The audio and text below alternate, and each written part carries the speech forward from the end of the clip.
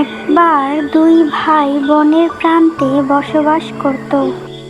বড় ভাই তার ছোট ভাইয়ের প্রতি খুব নীচ মনোভাব জ্ঞাপন করত এবং সমস্ত খাবার খেয়ে ফেলত।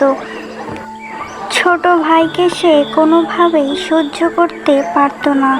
তারা জঙ্গলে যত ভালো কাপড় পেত বড় ভাই সেই কাপড়গুলো নিয়ে নিত এবং ছোট ভাইকে কিছুই দিত না।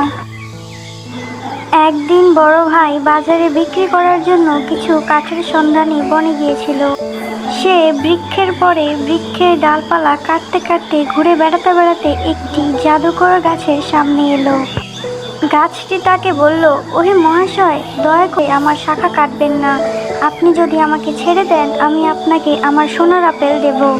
বড় ভাই রাজি হলো, কিন্তু গাছ যে কটা আপেল দিল তাতে সে হতাশ হলো। সে লোভে কাবু হয়ে গেল এবং গাছকে হুমকি দিল যে আরও আপেল না দিলে সে গোড়া থেকে গাছটি কেটে ফেলবে।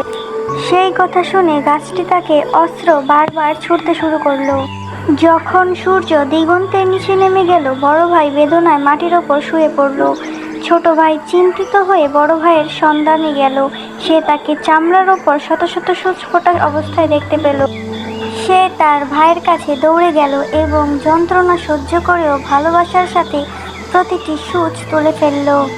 শেষ পর্যন্ত গাছটি তাকে দয়া মায়া করে তার জীবন ফিরিয়ে দিল।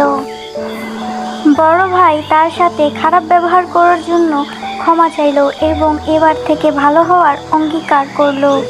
গাছটি বড় ভাইয়ের অন্তরের পরিবর্তন দেখল এবং তাদের যত সোনার আপেলের প্রয়োজন ছিল সবগুলোই দিয়ে দিল। তা দেখে দুই ভাই খুবই আনন্দিত হলো এবং তারা এই আপেলগুলো বিক্রি করে অনেক বড় লোক হয়ে গেল।